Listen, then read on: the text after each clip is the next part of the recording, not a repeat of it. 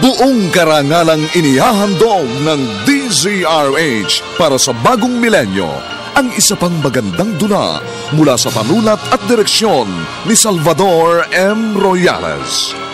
May pangako ang bukas.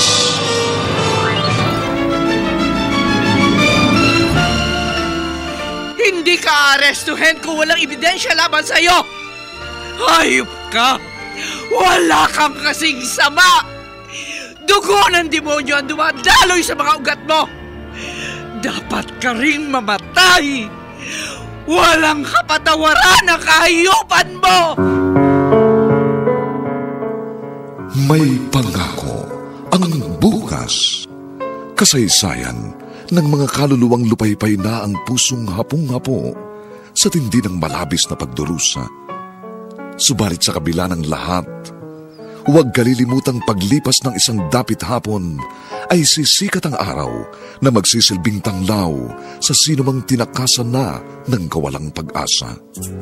Dahil sa likod ng mga hinagpis ay may naghihintay na ligaya. Sa bawat kabiguan ay may makakamit na tagumpay, laki pang pangarap na sa bawat himaymay ng laman ay muling mabuhay ang dugong nananalaytay sa mga ugat at unti-unting mauusal ang mainspirasyong mga katagang. May pangako ang bukas.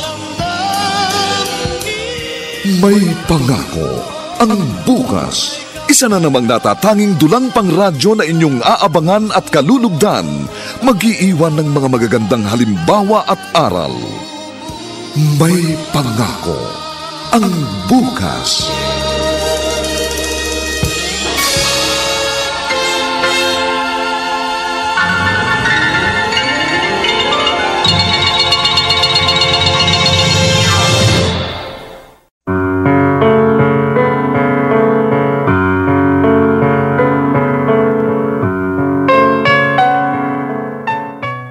Magandang umagang muli sa inyong lahat, mga giliw naming taga-subaybay.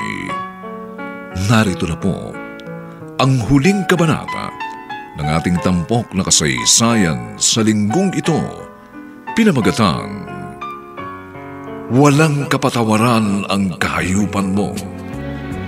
Dito pa rin sa ating natatanging dunang May Pangako ang bukas.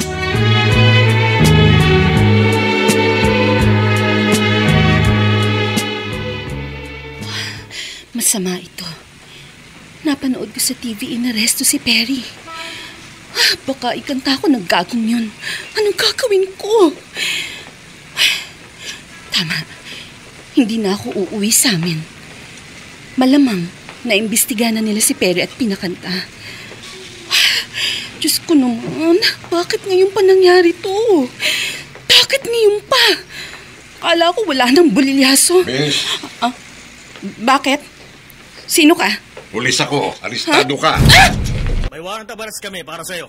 Ano ba? Halika. Bitiwan mo ako! Huwag ka nang Ano pumalag. ba? Huwag mo akong ibosas! Ano bang kasalanan ko? Ano?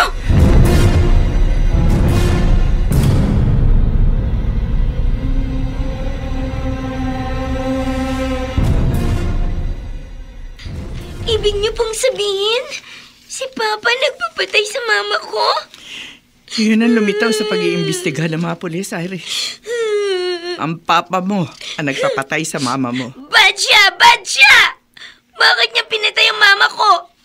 Masama siya, Lola. Masama si Papa. Ako man, Masama Apo. siya. Hindi makapaniwala sa natuklasan ng mga pulis. Pero meron silang matibay na ebidensya. Dapat patayin din siya ng mga pulis, Lola. Galit ako sa kanya. Galit na galit ako sa kanya. Masama siya. Dapat patayin din siya.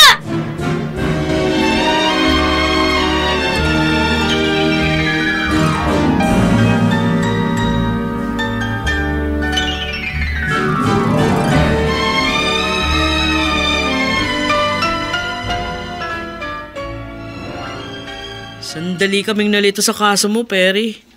Muntik mo nang mailigaw yung takbo ng investigasyon. Nasa Dubai ako nang mapatay ang asawa ko, Sargento. Hindi ninyo ko maididiin sa kasong ito. Kaya nga hindi ko inisip na maaaring sangkot ka. Pero walang perpektong krimen. Lahat nag-iiwan ng bakas para matrace kung sinong kriminal. Ano ibig niyo sabihin? Nung nakaraang linggo, naimbitahan ako sa kasal ng anak ng aming hepe sa Laguna. At aksidente namang nakita kita sa isang mall malapit sa may simbahan. May kasama kang isang magandang babae. At naisip ko, sa isang lalaking kamamatay lang ng asawa, hindi normal na meron ka agad ka-date. Doon ako nagumpisang magduda sa'yo.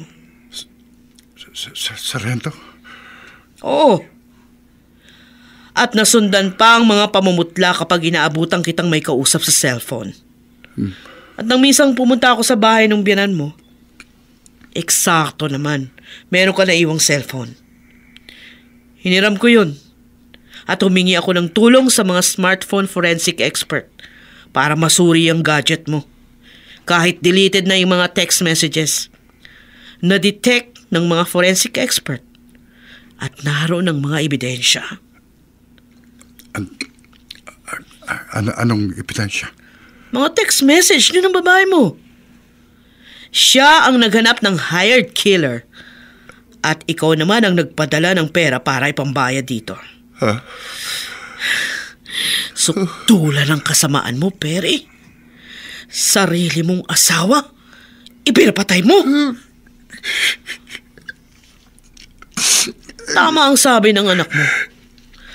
Ang mga katulad mo, dapat pinapatay din. Kung ako lang masusunod, dapat sa'yo, sinasalvage.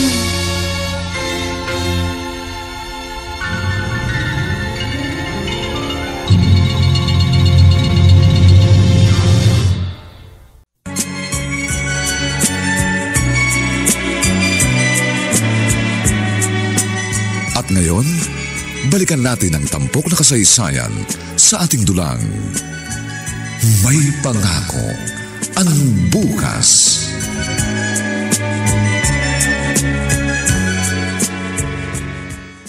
Ano ba? Bakit niyo ako dinala dito sa police headquarters? Ano bang kasalanan ko? Tanggalin niyo nga ang boses ko! Huwag ka nang pumiglas, masasaktan ka lang eh! Sargento Remy, eto ako ang police, oh. Arestado na namin. Buti na sakotin niyo yung babaeng yan. Sige, tuloy niyo yan sa selda kasama ng kalaguyo niya. Ano? Ay! Wala akong alam sa sinasabi niyo! Wala akong kinalaman sa kasong yan! Wala! Wala! Ang ingay mo! Ang ingay mo! Diyan ka nga! Karina. Sinasabi ko na nga ba't nandito ka, Perry? Itinawid mo ba ako? Ha? Ha? Please, huwag kang magwala. Bakit nila ako inaresto? Hindi nila ako aarestuhin kung hindi mo ako idinawid sa kaso mo. Bobo ka! Bobo ka talaga! Boba! Boba! Para palang tigre ang Karinang yun, Perry. Kaya dinala namin siya doon sa selda ng mga babae. Salamat naman, Sargento. Tumayo ka dyan. May dalaw ka. Sino ang dalaw ko? Ako, Perry. Rosalie? Ako nga. Napanood kong balita sa TV. Inaresto ka raw at ang kalaguyo mo. Ang sama mo talaga. Kung sino-sinong gusto mong idawit, yun pala ikaw mismo nagpapatay sa asawa mo. Umalis ka na. Wala nang dahilan para mag-usap pa tayo. Talagang wala nang dahilan para kausapin pa kita. Pero nagpunta ko rito para ipamukha sa iyong napakaswerte ko at hindi tayo nagkatuluyan. Dahil kung naging asawa kita, maaaring patay na ako ngayon tulad ng ginawa mo sa misis mo. Tama na! Pagkalipas ng 10 taon, ngayon ko lang naunawaan kung bakit niloob ng Diyos na mawala ka sa akin. Dahil kamatayan palang katumbas ng pag-ibig mo. Dahil sa lawahan ka, hindi mo alam ang tunay na kahulugan ng salitang pagmamahal. Dahil pag nakakita ka ng iba na mas bata't sariwa, handa kang pumatay para makalaya sa pananagutan. Tama na sabi! Maswerte pala ako kahit tumanda akong dalaga. At least, hindi ako natulad sa asawa mo. Buhay pa rin ako hanggang ngayon!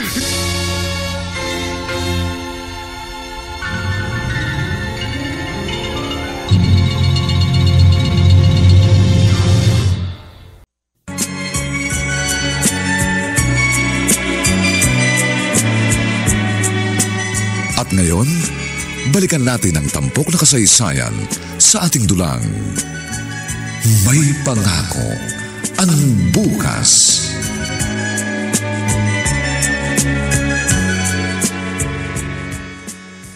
Tapos na akong mamili. Ay, tama-tama. Nakapagluto na ako bago dumating ang apo ko galing sa school. Aba, si Jomar yun ah.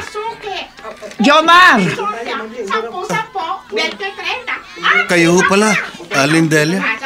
Salamat. Nakita ulit tayo dito sa palengke. Ang totoo, Jomar. Gusto talaga kitang puntahan sa bahay mo. Bakit ho? Gusto kong humingi ng pasensya sa masasakit na salitang minsan ay nasabi ko na sa iyo. Wala na ho sa akin yun. Kalimutan nyo na ho. Naiintindihan ko ho ang damdamin nyo. Nanay kayo ng biktima. Normal lang na magalit kayo. Pero ang pinag-ukulang ko ng galit, mga tao palang walang kasalanan. At isa ka na doon. Patawarin mo sana ako, Jomar. Wala na ho akong tampo sa inyo, Aling Delia. Medyo nalulungkot lang ho ako kasi hindi maganda naging kapalaran ni Lenny. Kahit uhuli na, tanggapin niyo ho ang aking pakikiramay. Salamat, Jomar. Salamat sa pangunawa mo sa damdamin ng isang inang katulad ko.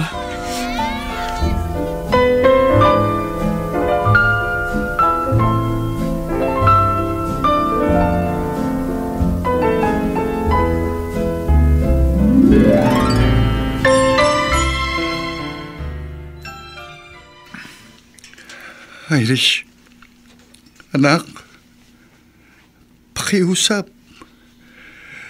Lumapit ka naman sa akin. Hayaan mong mayakap kita. Ayoko lumapit sa'yo! Masama kang tatay! Salbay ka! Pinatay mo mama ko! Anak! Perry, sa ginawa mo, hindi ka lang mabibilanggo habang buhay. Buong buhay mo kasusuklaman ka rin na sarili mong dugo. Nagsisisi na po ako sa mga nagawa ko, Inay. po! Iwanan niyo na salbay niya! Anak, patawarin mo ko. Siguro, Perry, balang araw, baka mapatawad ka rin ng anak mo. Dito na ako sa bilibid tatantanay. Ang pakiusap ko lang po, huwag ninyong pababayaan ang anak ko. Hindi mo na siya dapat ihabilin sa akin. Aalagaan ko talaga ang aking apo. Palalakihin ko, mamahalin, pag-aaralin. At sisikapin kong burahin sa kanyang isip ang trahedyang nangyari sa kanyang pamilya. Kahit wala ka, kahit maaga siyang nawalan ng ina dahil sa kabuhangan mo, titiyakin ko, makaka-recover pa rin ang aking apo. Ako ang siya magiging gabay niya upang muli niyang matanaw ang magandang pangako ng bukas.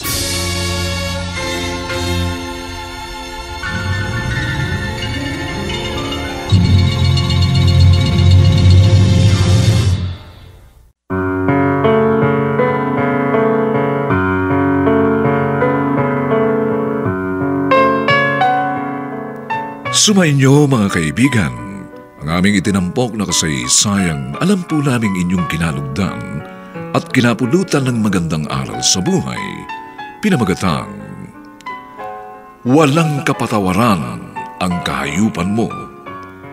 Samantala, ang mga nagsiganap sa ating pagtatanghal ay sina Rosana Villegas, Vilma Bromeo, Bobby Cruz, Phil Cruz, Jenaline de la Cruz, Lionel Benjamin, at si Susan Robles sa papel na Delia. Nilapatan ang tunog ni Jerry Mutiap. Sa musika ni Buboy Salonga. Superbisyong teknikal ni Eric Lucero. Ang ating kasaysayan ay mula sa panulat ni Alex Areta at sa direksyon ni Ben Mercado. Ito pong muli ang inyong kaibigan June Martin Legaspi, nag-aanyayang sa susunod na linggo. Muli po namin kayong hatdan ng isa na namang bagot na ibang uri ng kasaysayan. Dito pa rin, sa ating natatanging dunang, may pangako ang bukas.